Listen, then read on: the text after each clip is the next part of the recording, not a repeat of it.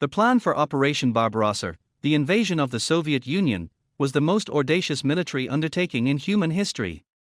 It called for the defeat of a continental power with a population of nearly 200 million people, the destruction of its multi-million-man army, and the conquest of its vast territories, all before the onset of winter.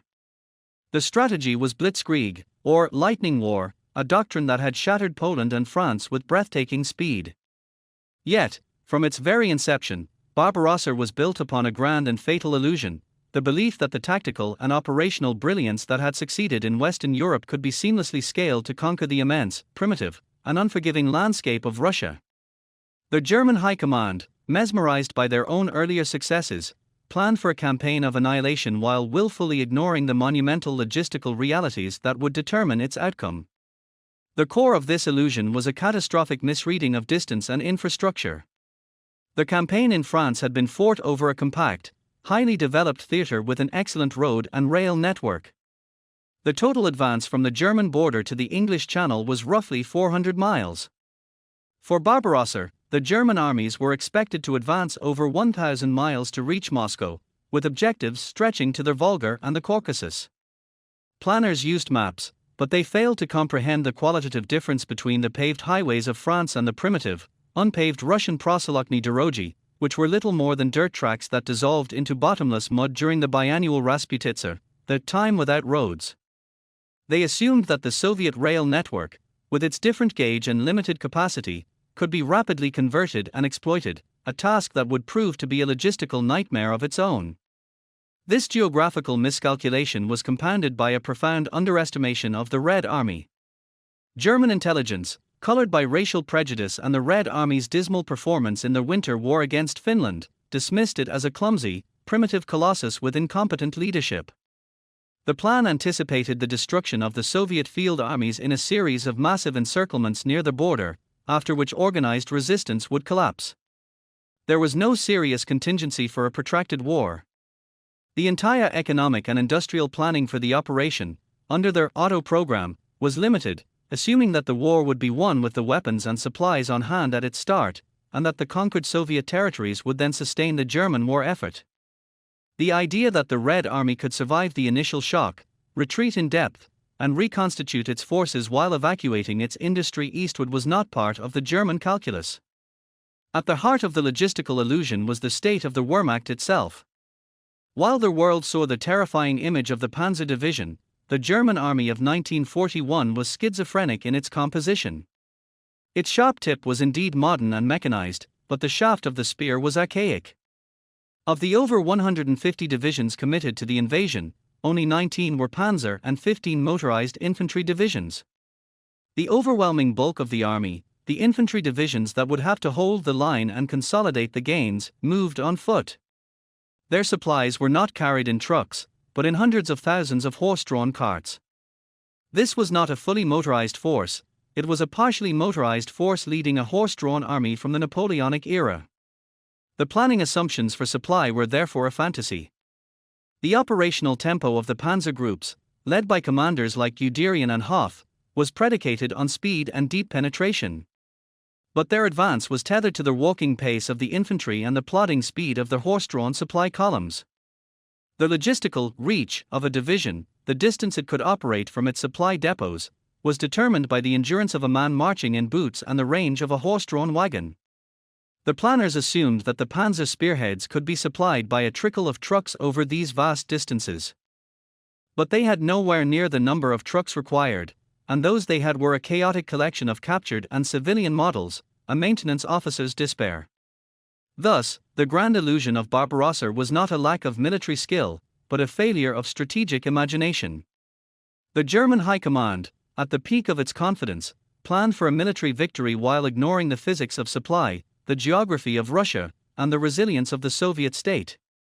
They believed the Blitzkrieg was a magic formula that could overcome any obstacle.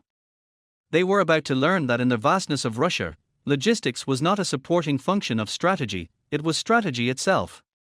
The plan for a swift, decisive campaign was a masterpiece of operational art built on a foundation of sand, and the first autumn rains would begin to wash that foundation away. The image of the German Wehrmacht in 1941 is one of roaring panzer divisions and screaming Stuka dive bombers, a vision of modern, mechanized warfare. This image, however, was a carefully cultivated illusion that masked a staggering reality. The army that launched the largest invasion in history was, in its essential character, not a modern force at all.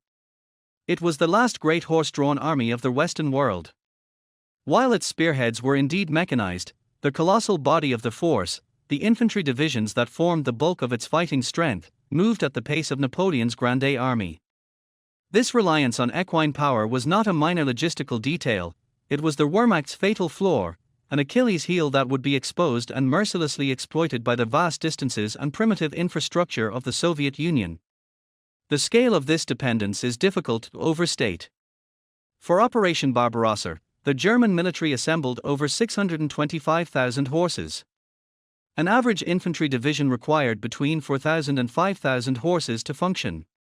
These animals were not for cavalry charges, they were the primary source of motive power.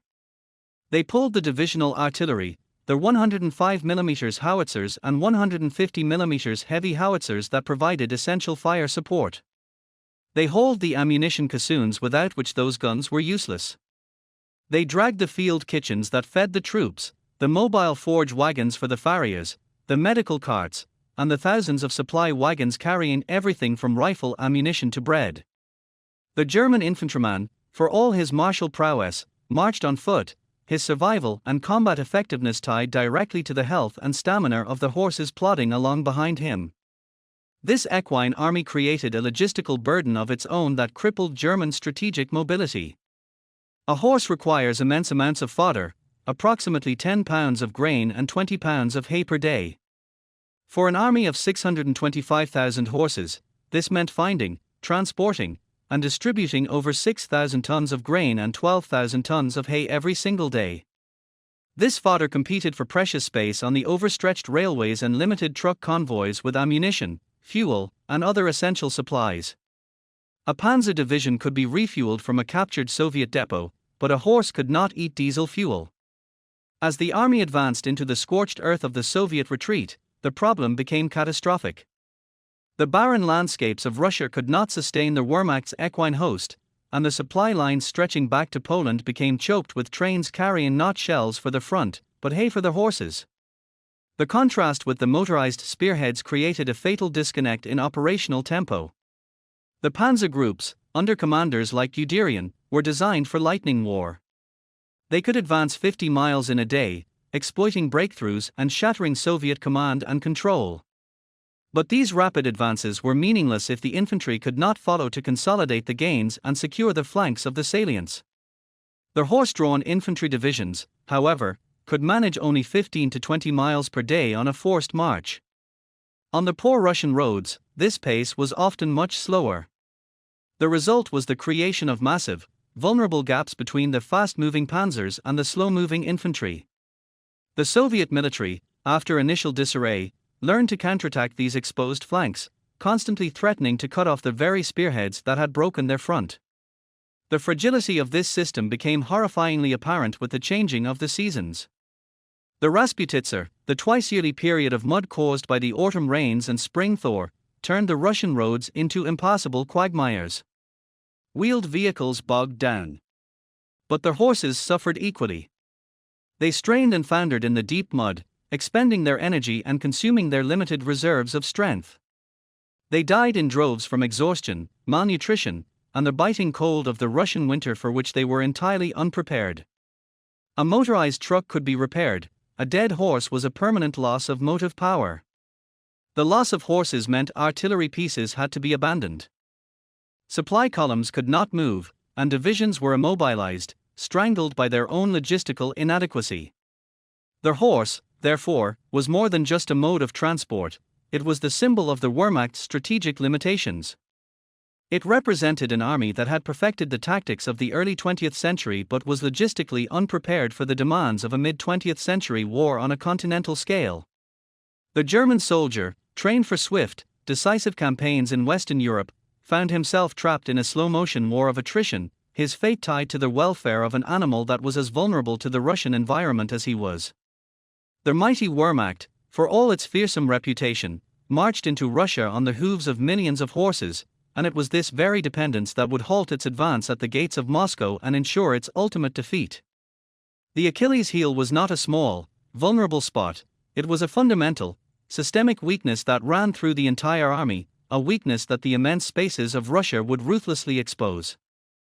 At the vanguard of Operation Barbarossa rolled the Panzerwaffe, the armored fist of the Wehrmacht. To the world, and to the terrified Soviet defenders who faced them, these panzer divisions were the ultimate expression of modern, mechanized warfare, an unstoppable force of steel and internal combustion that had revolutionized combat. Yet, this fearsome reputation concealed a stark and troubling reality. The German Panzer Arm of 1941 was a mirage of modernization, a force that appeared overwhelmingly powerful on the surface but was riddled with critical weaknesses in its composition, logistics, and depth. It was a brilliant but brittle instrument, perfectly designed for short, sharp campaigns, but dangerously ill-suited for the protracted, colossal struggle it was about to initiate. The core of the illusion lay in the tanks themselves. The iconic image of the German army is often the Tiger or Panther tank, but these were products of later years. In June 1941, the backbone of the Panzerwaffe was the Panzerkampfwagen III and IV. These were not the invincible behemoths of legend. The Panzer III, designed as the main battle tank, was armed with a 37mm or short-barreled 50mm gun that was already struggling to penetrate the armor of the newer Soviet T-34 and KV-1 tanks it would soon encounter. More troubling was the sheer diversity of the fleet. The invasion force was a Panzer Zoo, a logistical nightmare comprising not only German Panzer I, II, III, and IV models, but also hundreds of captured Czech Panzer 35, T, and 38, T, tanks, along with French Saumur and Char B1 models. Each type had its own unique ammunition requirements, engine specifications, and spare parts. A mechanic for a Panzer III could not easily repair a Czech 38, T, a supply officer had to manage a bewildering array of different track links, filters, and gun rounds. This diversity was a symptom of a deeper industrial failure. Germany had not fully mobilized its economy for total war in 1941. Tank production was insufficient to equip the army with a standardized, modern main battle tank. The reliance on captured vehicles was a stopgap measure that boosted numbers on paper but crippled operational sustainability. When a Panzer 38, T, broke down, its parts had to come from a limited stockpile, often shipped from Czechoslovakia. When a Panzer III was destroyed, it could not be replaced by a captured French tank. The entire complex ecosystem of support for that specific model was diminished. Furthermore, the Panzer Division itself was not the all-mechanized formation it seemed. While its core combat elements, the Panzer Regiment and the riflemen of the Panzergrenadiers, were motorized, a significant portion of the division's support and logistics tail was not. Artillery, anti-aircraft units, and crucial supply columns were often still dependent on horses or a limited number of unreliable, underpowered civilian trucks pressed into military service. The division's incredible tactical mobility was thus tethered to a logistically fragile base. It could strike deep, but it could not be sustained deep. The doctrine of the Panzer Spearhead, perfected in France, was to punch through enemy lines and race deep into the rear, creating pockets of encirclement, Kesselschlacht. This strategy was predicated on surprise, speed, and the assumption that the enemy would collapse psychologically. In the vastness of Russia, this doctrine met its match. The panzer groups, particularly Guderians and Hothars, achieved breathtaking encirclements at Minsk, Smolensk, and Kiev, capturing hundreds of thousands of prisoners. But each deep thrust stretched their supply lines to the breaking point. Fuel, ammunition, and spare parts had to travel hundreds of miles over poor roads, vulnerable to partisan attack and the elements. The panzers would outrun their fuel trucks, then sit idle for days, allowing the enemy to recover. The ultimate testament to the mirage was the shock of encountering the Soviet T-34 and KV-1 tanks. German tank crews, accustomed to technical superiority, found their standard anti-tank weapons bouncing harmlessly off the sloped armor of the T-34. The 37mm gun was nicknamed the Army Doorknocker for its impotence. This was a catastrophic intelligence failure. The panzer divisions, designed to defeat the known enemies of 1940, were suddenly technologically outclassed. Their tactical brilliance could compensate, using superior communication and maneuver to attack the flanks and rear of the superior Soviet tanks, but it was a desperate, costly solution. The Panzer Spearhead was thus a masterpiece of tactical innovation built on a shaky foundation. It was a force that could win breathtaking battles but was incapable of winning a long war of attrition. Its diversity made it a maintenance nightmare, its logistical support was inadequate for continental distances, and its equipment was on the verge of obsolescence. The mirage of modernization would dazzle the world in the summer of 1941, but as the autumn mud settled and the Russian winter approached, the gleaming surface would crack, revealing the brittle core beneath. The spearhead was sharp, but the shaft was weak, and in the struggle for Russia, both would break. As the Panzer spearheads raced eastward, their advance was tethered to an invisible, yet unbreakable, leash, the capacity of the railroad. The German Wehrmacht, for all its tactical motorization, was fundamentally a railroad army. Its massive logistical tail, the millions of tons of ammunition, rations, fuel, and reinforcements needed to sustain the offensive, could only be moved in bulk by rail. Yet, in planning Barbarossa, the German High Command embarked on one of its greatest and most reckless gambles: the rapid conversion and exploitation of the Soviet railway network. This was a logistical undertaking as ambitious as the military campaign itself, and its failure would become a primary cause of the operation's ultimate collapse. The problem was simple, monumental, and largely ignored in pre-planning: gauge. The standard railway gauge in Germany and the rest of continental Europe was 1,435 mm, for feet, 8.5 inches. The Soviet Union, in a move of strategic foresight, or paranoia, had built its vast railway network on a broader gauge of 1,520 mm, for feet, 11 inches. This difference of 85 mm, just over 3 inches, created an impenetrable logistical barrier. German locomotives and rolling stock could not run on Soviet tracks. This meant that every single mile of track captured was useless for through traffic until it was physically rebuilt. The German solution was the Bamba units, specialized railway construction battalions that followed close behind the advancing armies. Their task was Herculean: to rip up the existing Soviet tracks, reposition the sleepers, and relay the rails at the narrower European gauge. This was backbreaking, slow work, often conducted under primitive conditions and vulnerable to partisan attack. The pace of conversion was hopelessly out of sync with the pace of the panzer advance.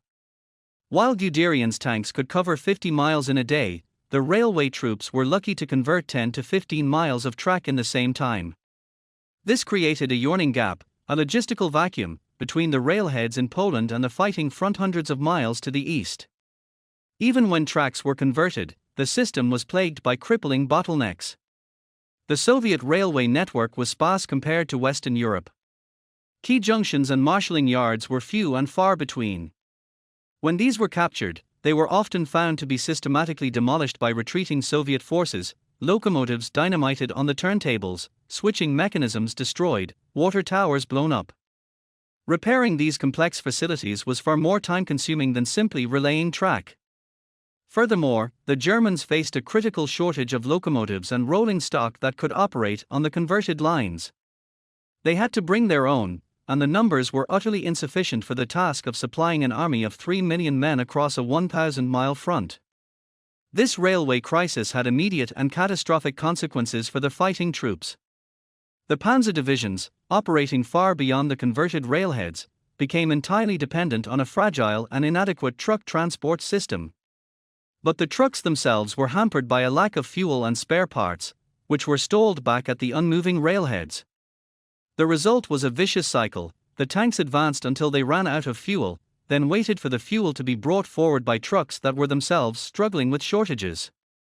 By the time supplies arrived, the tactical moment had often passed, and the enemy had reinforced. The railway gamble also dictated strategy in a way that undermined operational goals. The most famous example was the Great Debate in August 1941 over the drive on Moscow. One reason the panzer groups were diverted south to encircle Soviet forces at Kiev was to secure the agricultural and industrial resources of Ukraine. But another, more pressing reason was logistical. The rail conversion in Army Group Center's sector was lagging disastrously. Diverting effort to the south, where the infrastructure was slightly better and the objectives closer to the starting railheads, offered a temporary solution to a desperate supply situation. The decision may have won a great tactical victory at Kiev, but it cost the Germans the precious weeks of good weather needed to take Moscow. The coming of the Russian winter exposed the fragility of the converted system in the most brutal way. German locomotives, designed for the milder climate of Central Europe, froze solid.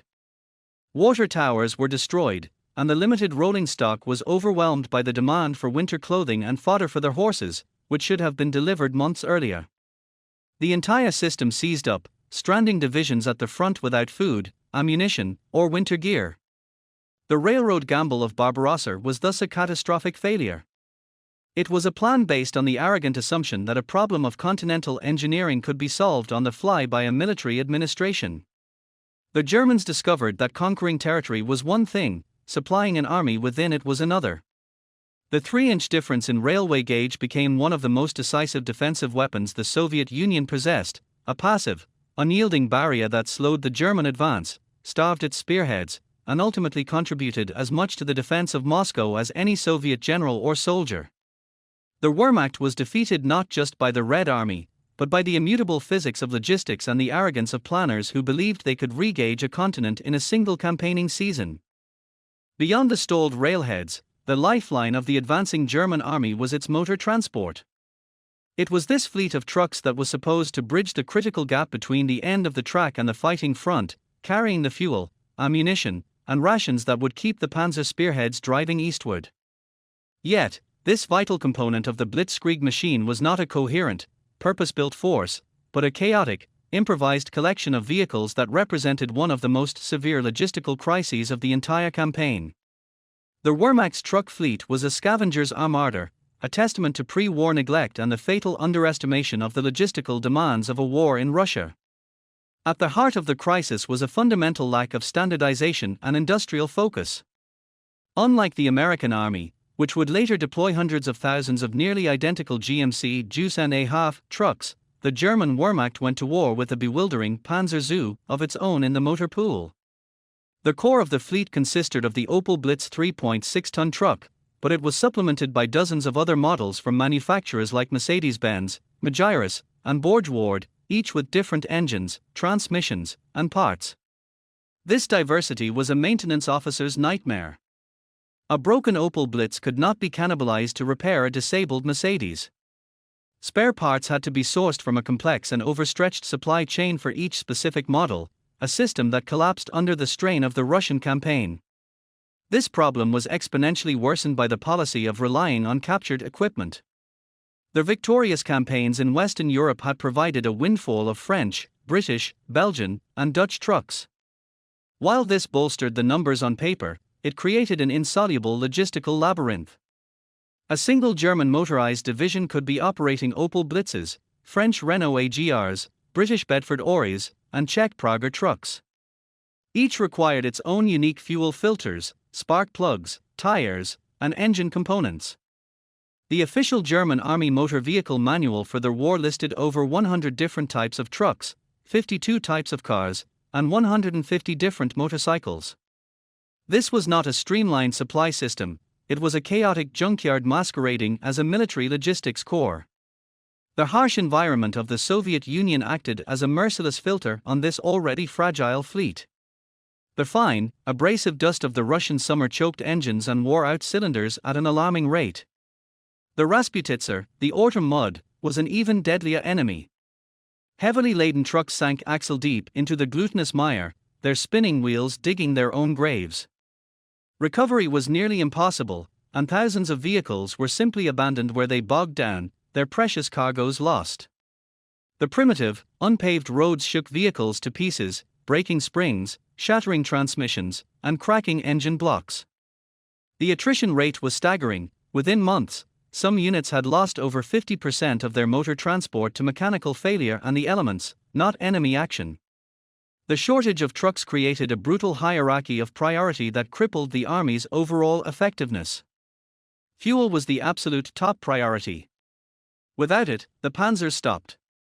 Ammunition was next, without which the army could not fight. Everything else, food, winter clothing, medical supplies, spare parts for the trucks themselves, was relegated to a distant third. This meant that the infantry divisions, reliant on horse-drawn transport, fell even further behind. It also meant that the German soldier advanced into the Russian winter without adequate cold-weather gear, not because it didn't exist, but because there were no trucks available to bring it forward from the packed warehouses in Poland. The crisis bred a desperate, scavenger mentality that came to define the German logistical experience in the East.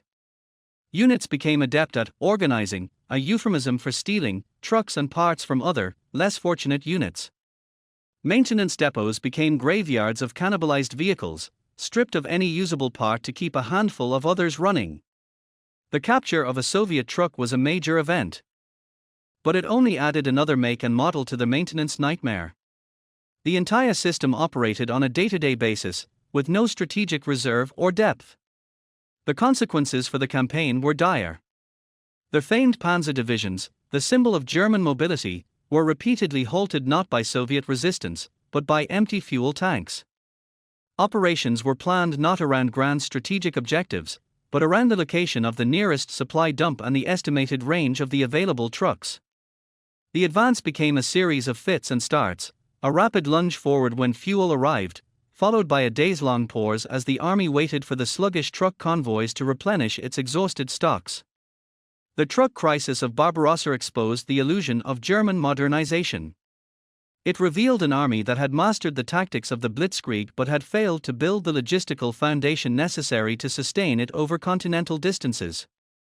The scavenger's fleet, a hodgepodge of mismatched and breaking down vehicles, was a perfect metaphor for the entire campaign, an impressive initial thrust, built on plunder and improvisation, that was doomed to stall when faced with the relentless, grinding demands of time, distance, and attrition. The Germans had built a magnificent military spearhead, but they had forgotten to forge the chain that would connect it to the hand that wielded it. The Blitzkrieg was a fire that consumed fuel with an insatiable appetite.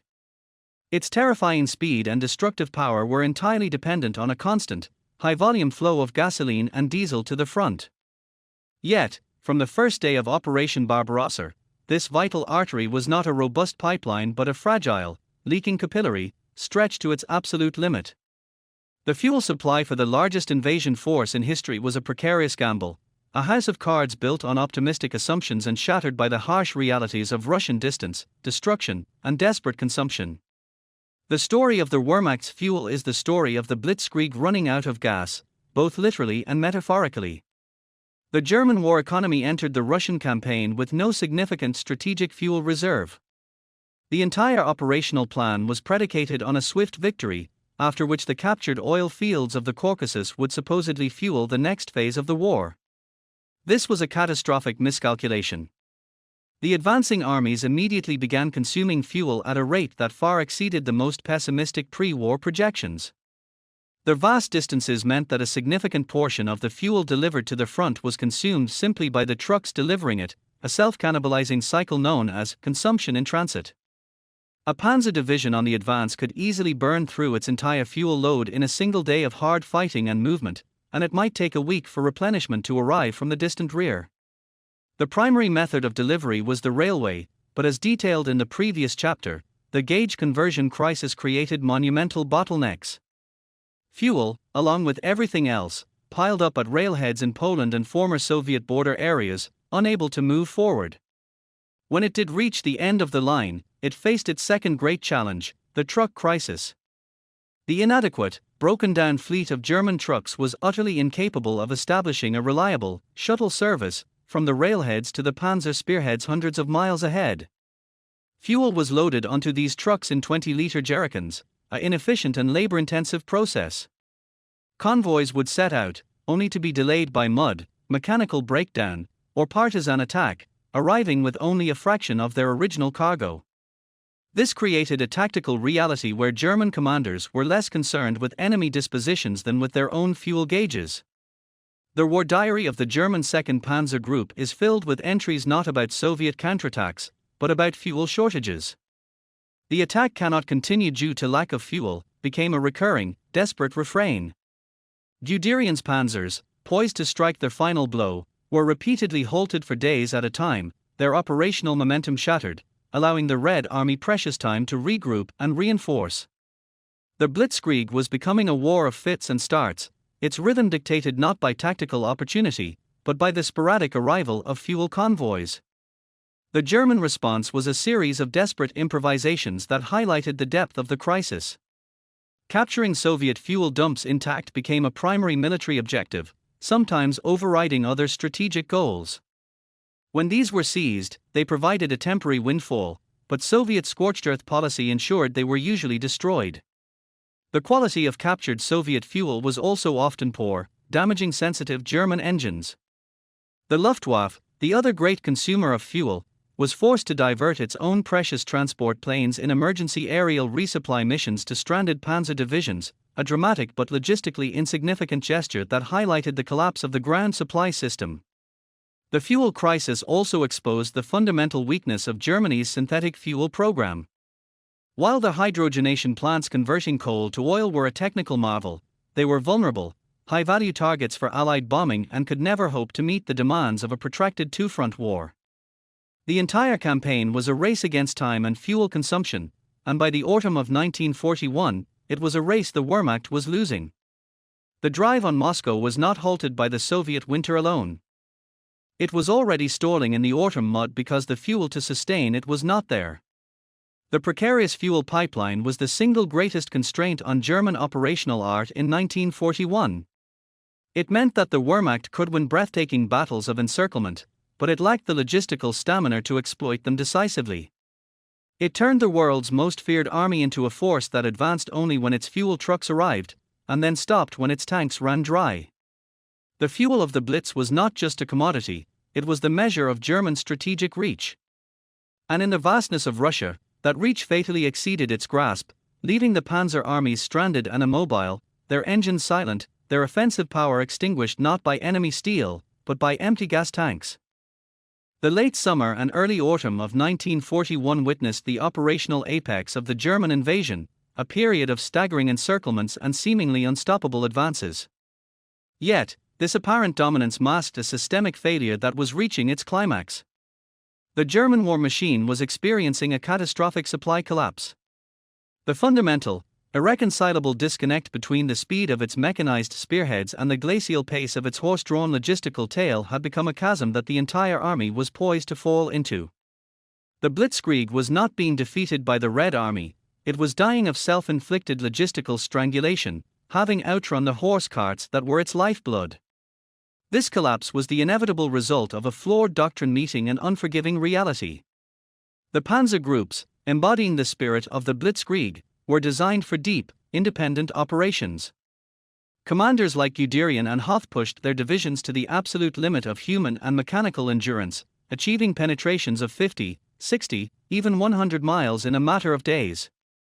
These thrusts were tactically brilliant, slicing through Soviet command and control and creating massive pockets like those at Minsk, Smolensk, and later Kiev. However, each mile of advance stretched the already tenuous supply lines thinner. The panzers were operating at the very end of an impossibly long and fragile tether. That tether was their horse-drawn supply column. While the panzers moved at 20 to 25 miles per hour, the supply trains for the infantry divisions moved at 2 to 3 miles per hour. The mathematics were brutal and inescapable. For every day a panzer group advanced 50 miles, their horse carts following the infantry fell another 47 miles behind. The gap was not linear, it was exponential. The further the panzers advanced, the longer the distance their horse carts had to travel, and the more time it took them to cover it. The supplies they carried, ammunition, food, and most critically, the fuel for the trucks that were supposed to bridge this gap, were often consumed by the journey itself or arrived too late to be of any use. The consequences at the front were dire and immediate. Panzer divisions would achieve a breakthrough, creating a vulnerable salient deep in enemy territory. But without the infantry to secure the flanks of this salient, it became a vulnerable finger pointing into the Soviet depths. The slow-moving infantry, however, could not close the gap. They were days, sometimes weeks, behind. This allowed the Soviet command, after the initial shock, to identify these vulnerable seams and launch furious counterattacks against the overextended panzer divisions. The Germans found themselves fighting desperate defensive battles on the flanks of their own advance, battles for which they were ill-supplied with ammunition and fuel, having expended their reserves on the initial thrust. The supply collapse created a bizarre and demoralizing paradox at the front. The spearhead units, the pride of the Wehrmacht, were often the most destitute. A panzer crew might be sitting in a multi-ton vehicle worth a fortune, yet be starving, low on fuel, and critically short of tank shells. They became prisoners of their own success, immobilized in conquered territory, waiting for the sustenance that was stalled hundreds of miles to the rear. They looked back down the long, vulnerable supply route, known as the Rollbahn, not as a lifeline, but as a source of perpetual anxiety. Meanwhile, the rear areas became choked with supplies that could not move forward. Warehouses at the railheads in Poland were packed with winter clothing, medical supplies, and spare parts. But these critical items never reached the front because the transport capacity, the trucks and the horse carts, was entirely absorbed in the desperate, and ultimately failing, effort to push fuel and ammunition to the spearheads. The system had no surplus capacity, no flexibility. It was a single, taut thread, and it was snapping under the strain. The failure was not one of courage or tactical skill, but of scale and foresight. The German logistical system, designed for the compact battlefields of France, was simply not built to operate over the distances of Russia. The planners had failed to understand that conquering territory was meaningless if you could not supply an army within it. The horse, the symbol of an earlier age of warfare, had proven to be the decisive check on the ambitions of the Blitzkrieg. The panzers had outrun the horse carts, and in doing so, they had outrun their own ability to fight. The supply collapse of 1941 was the moment the German war machine broke down, not from enemy action, but from its own internal contradictions, stranded in the vastness of Russia, waiting for carts that would never arrive in time. As the German advance began to stall in the autumn of 1941, a new and insidious front opened behind its lines, a war of the shadows that would systematically throttle its already failing logistical system.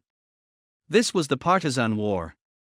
Initially dismissed by German commanders as a nuisance of scattered stragglers, it evolved into a sophisticated, centrally directed campaign of sabotage that targeted the Wehrmacht's most vulnerable point, its impossibly long and fragile supply lines.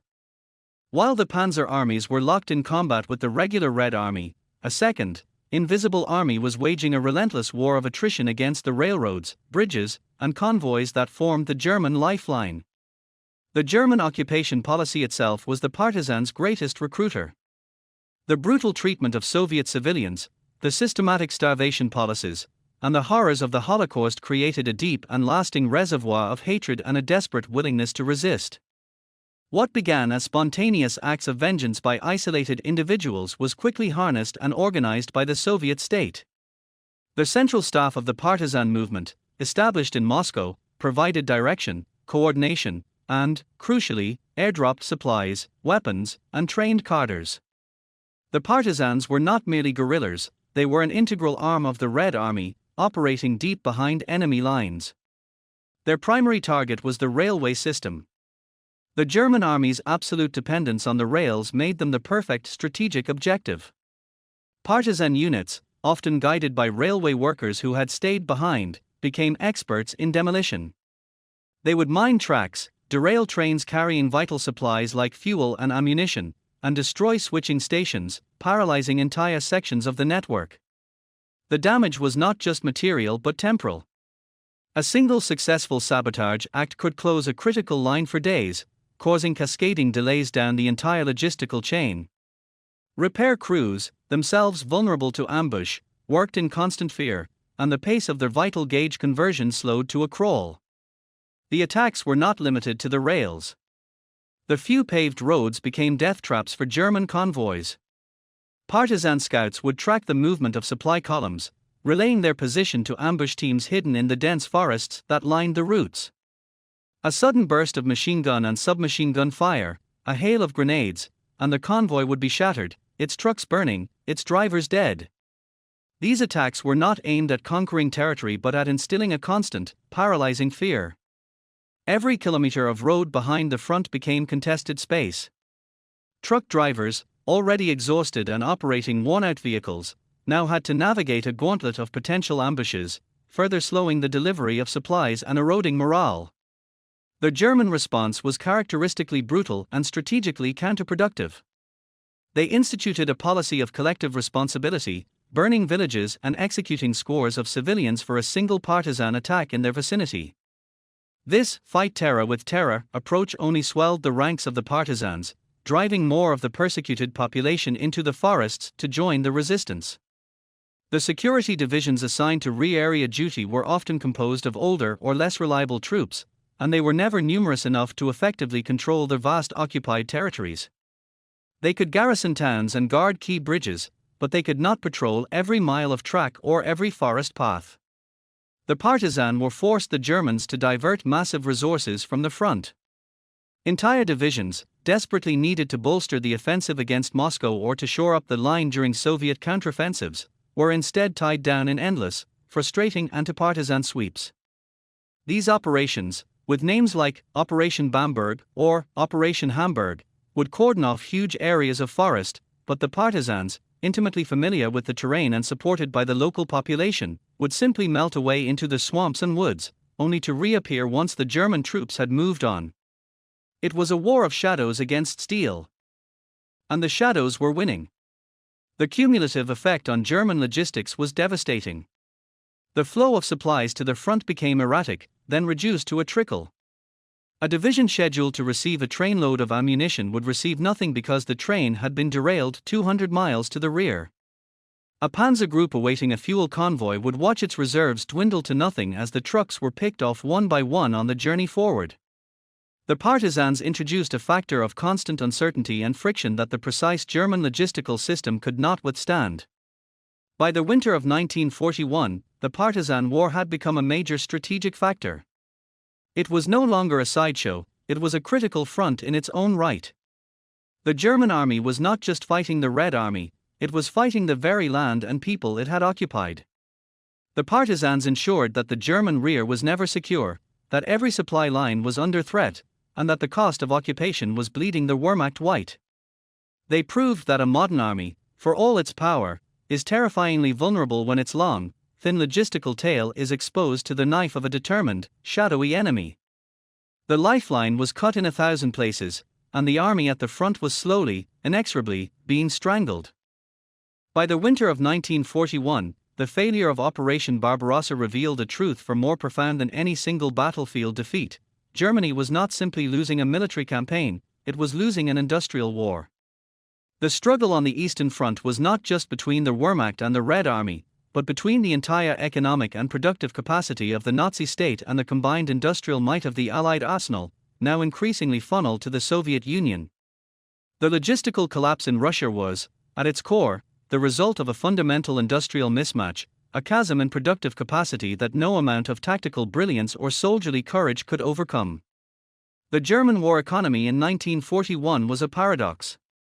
It was technologically advanced and capable of producing weapons of superb quality, but it was not structured for the total war of attrition that Barbarossa had become. Adolf Hitler, fearing a repeat of the domestic unrest that followed World War I, had deliberately delayed a full transition to a total war economy. Consumer goods were still being produced in significant quantities. More critically, German industrial planning was characterized by complexity, customization, and a lack of standardization. German engineers perfected weapons, while American engineers perfected the process of building them. The result was a production system that could create masterpieces like the Tiger tank or the Focke-Wulf 190 fighter, but could not produce them in the numbers required to replace the losses on the Eastern Front. This stood in stark contrast to the emerging Allied arsenal, particularly that of the United States. While German factories were still refining the Panzer IV, American factories were embracing a philosophy of mass production that prioritized quantity, simplicity, and interchangeability. The United States did not just have more factories, it had a different industrial religion. The goal was not to build the perfect tank, but to build thousands of good enough tanks. The Soviet Union, though its industry was in a desperate state after being relocated east of the Ural Mountains, shared this philosophy. The T-34 tank was not a refined machine, but it was simple, robust, and could be produced in staggering numbers. Nowhere was this mismatch more evident than in the production of the tools of logistics. Germany entered the war with a critical shortage of trucks and never truly solved it. Its automotive industry was fragmented, producing a dizzying array of models with limited parts commonality. The United States, by contrast, was the world's largest automobile manufacturer. It standardized on a handful of designs, most famously the GMC CCKW 2.5-ton truck, their deuce and a half. American factories produced over 800,000 of these rugged, standardized trucks during the war. They were the arteries of the Allied armies, while the Wehrmacht relied on a chaotic menagerie of captured French and British vehicles and hundreds of thousands of horses. This industrial disparity became a direct factor on the Eastern Front through their mechanism of Lend-Lease. Even as American industry was arming its own burgeoning military, it began shipping a massive and continuous stream of material to the Soviet Union. This was not trivial aid. It included over 400,000 jeeps and trucks, which provided the Red Army with the strategic mobility the Wehrmacht so desperately lacked. It included high-octane aviation fuel, which powered Soviet fighters. It included hundreds of thousands of tons of canned meat, wheat, and sugar, which fed the Soviet soldier and the workers in the factories. Most symbolically, it included millions of pairs of sturdy leather boots, while German soldiers were freezing in their inadequate footwear. The United States was effectively outsourcing a significant portion of its logistical production to its Soviet ally. The statistics tell the story of this industrial mismatch. In 1942, as the German army was struggling to survive the Soviet winter counteroffensive, German industry produced approximately 9,200 armored fighting vehicles of all types. In that same year, the combined output of the United States, the Soviet Union, and the United Kingdom was over 43,000. In terms of military trucks, the gap was even wider. Germany could not hope to win a war of production against such a coalition. Every destroyed T-34 could be replaced, every lost Panzer III was a permanent subtraction from an already insufficient force. The industrial mismatch sealed the fate of the German campaign in the East. The Blitzkrieg had failed, and the war had devolved into a grinding battle of material, a type of conflict for which the German economy was uniquely unsuited. The Wehrmacht was not just fighting the soldiers it could see, it was fighting against the endless conveyor belts of American factories and the relocated, hardened industries of the Soviet Urals. The logistical failures of Barbarossa, the lack of trucks, the spare parts crisis, the fuel shortages, were not merely planning errors. They were the inevitable symptoms of an economy that could not scale, that prized quality over quantity, and that was now being overwhelmed by the sheer, brute force output of the Allied arsenal. The German soldier, for all his skill, was ultimately a craftsman in a war that had been taken over by machines. Operation Barbarossa stands as history's most catastrophic military failure not because of a lack of courage or tactical skill, but because of a fundamental disregard for the mathematics of war. The campaign's legacy is not written in the heroic last stands of individual soldiers, but in the cold, hard calculus of supply and distance that ultimately strangled the German war machine. The failure was systemic, rooted in a logistical fantasy that collapsed upon contact with the reality of Russia. The Wehrmacht did not lose to the Red Army in 1941, it was defeated by the immutable laws of physics, geography, and industrial production. The core of this logistical fantasy was the belief that the Blitzkrieg, a doctrine perfected in the compact, developed theaters of Western Europe, could be scaled to continental proportions. Planners used maps but failed to comprehend the qualitative difference between the 400-mile advance to the English Channel and the 1,000-mile advance to Moscow. They assumed the primitive Russian road network could sustain the traffic of a modern army and that the Soviet rail system could be rapidly converted. These were not minor miscalculations, they were foundational errors that doomed the operation from the start. The German army was built for a sprint, but Barbarossa was a marathon it was logistically incapable of running. This failure manifested in every critical aspect of the campaign. The legendary Panzer spearheads, the very symbol of German military might, were repeatedly halted not by Soviet resistance, but by empty fuel tanks. Their operational reach was determined not by their tactical genius, but by the range of their supply trucks. The great encirclements at Minsk, Smolensk, and Kiev were tactical masterpieces that became strategic failures because the German army lacked the logistical capacity to both destroy the encircled armies and continue the advance on Moscow. The pockets were reduced, but the operational momentum was lost, giving the Red Army the precious time it needed to rebuild its shattered front. The horse-drawn supply system of the infantry divisions created a fatal disconnect that the Germans could never resolve. The panzers advanced at 20 miles per hour, the supply carts moved at 2. This was not a temporary inconvenience but a permanent structural flaw. It meant the German army could create deep salients but could not secure them, leaving its flanks perpetually vulnerable to Soviet counterattacks. It meant that the spearhead units were often the most destitute, starving and immobilized in conquered territory, waiting for supplies that moved at a pace from a previous century. The environment acted as a force multiplier for these logistical failures. The Rasputitzer did not merely slow the German advance, it revealed the complete inadequacy of its transport. The winter did not just cause discomfort, it froze the already stalled logistical system solid, from locomotives to lubricating oil. The partisans did not just cause casualties, they systematically severed the fragile supply lines, turning every kilometer of road and track into a potential death trap. The German army was not just fighting the Red Army, it was fighting the very land it sought to conquer, and the land was winning. Ultimately, the logistical failure of Barbarossa exposed the fatal hubris of the Nazi state. The campaign was planned with an arrogant belief in racial and martial superiority, a conviction that German will could overcome any material obstacle. This arrogance blinded them to the industrial reality they faced. While German industry produced complex, customized weapons in insufficient numbers, the Allied arsenal, particularly the American Lend-Lease program and the relocated Soviet factories, was flooding the front with standardized, robust equipment. The Wehrmacht was a precision instrument trying to fight a war of brute force, and it broke. The legacy of Barbarossa is a timeless lesson in military strategy. Logistics is not a secondary concern to be handled by staff officers, it is the foundation upon which all strategy is built. An army cannot sustain itself on courage and willpower alone. It requires fuel, food, ammunition, and spare parts in quantities that match its operational ambitions. The German army of 1941 was the most tactically proficient in the world, but it was logistically illiterate. It could win battles, but it could not win the war because it had failed the most basic test of military command, it had failed to supply its soldiers. The frozen, starving German troops outside Moscow in December 1941 were not defeated by a superior enemy, they were the victims of a logistical system that had collapsed under the weight of its own impossible ambitions. The true legacy of Barbarossa is the stark realization that in war, the most dangerous enemy is often not the one across the battlefield, but the one within your own supply lines.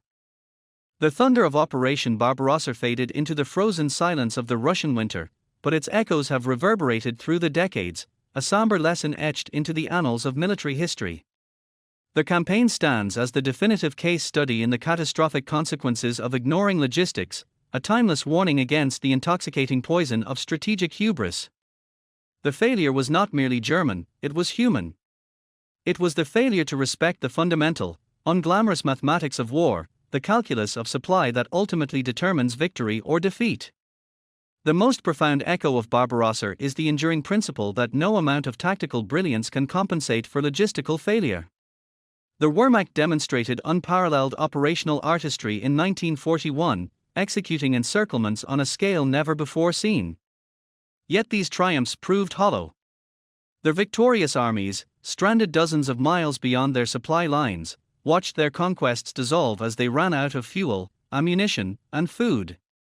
The campaign proved that strategy exists within a logistical container, an army's reach cannot exceed its supply. This lesson was learned at a cost of millions of lives, but its truth remains immutable: the general who commands the best supply line holds the ultimate advantage. Barbarossa also serves as a permanent monument to the danger of cultural and technological arrogance. The German High Command dismissed the Soviet Union as a primitive colossus, its army incompetent, its industry backward. This prejudice blinded them to the T-34 tank, the resilience of the Soviet soldier, and the brutal efficiency of the Russian winter. They believed their own technical and organizational superiority would overcome all obstacles. This hubris led directly to the catastrophic underestimation of the logistical challenge.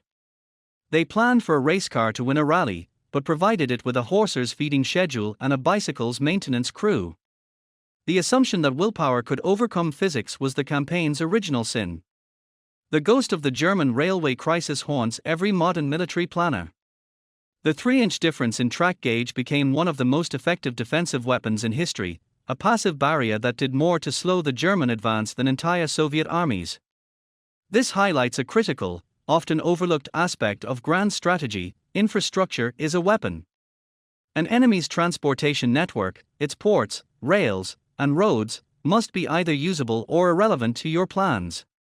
The German failure to rapidly convert Soviet railways created a logistical vacuum that consumed their offensive power, a mistake that modern armies seeking to operate in foreign theaters must study and avoid. Furthermore, Barbarossa demonstrated with brutal clarity that a modern army cannot run on plunder alone. The German scavenger economy, reliant on captured fuel, foreign trucks, and requisitioned food, was a house of cards. It created a chaotic, unsustainable logistics chain that broke down at the first sign of serious resistance or environmental stress. The campaign proved that sustained military power requires a deep, standardized, and resilient industrial base. The Allied victory was forged not just on battlefields, but on American assembly lines producing standardized trucks and in Soviet factories evacuated beyond the Urals. The war was won by nations that understood production, not just predation. The human dimension of the logistical failure echoes just as powerfully. The German soldier, the instrument of this grand ambition, was ultimately its primary victim. He was the one who marched in thin boots, who starved in the Kessel, who froze in his summer uniform, who watched his tank become a mobile steel coffin for lack of fuel. Barbarossa is the ultimate testament to the fact that logistics is not about moving boxes, it is about sustaining human life and fighting spirit. An army that cannot supply its soldiers with the basics of survival is not just inefficient, it is morally bankrupt in its leadership. Finally, the legacy of Barbarossa is a warning against the allure of the short war. The entire German plan was a gamble on a quick, decisive victory, a refusal to contemplate the possibility of a protracted struggle. This short war illusion led to the neglect of strategic stockpiles, the delay in economic mobilization, and the fatal lack of winter preparations. It created a strategy with no depth, no resilience, and no answer to failure. In the end, the Blitzkrieg proved to be a spectacular but fragile weapon, shattering against the anvil of Russian space and time. The echoes of Barbarossa remind us that war is ultimately a test of a nation's entire character, its industrial capacity, its logistical competence, its respect for its enemies, and its commitment to its soldiers. The German failure was a failure of character as much as of planning. They sought a victory of will, but discovered that will is meaningless without beans, bullets, and gasoline. The frozen fields of Russia taught a lesson that every future strategist must heed: hubris is the father of defeat, and supply is the mother of victory.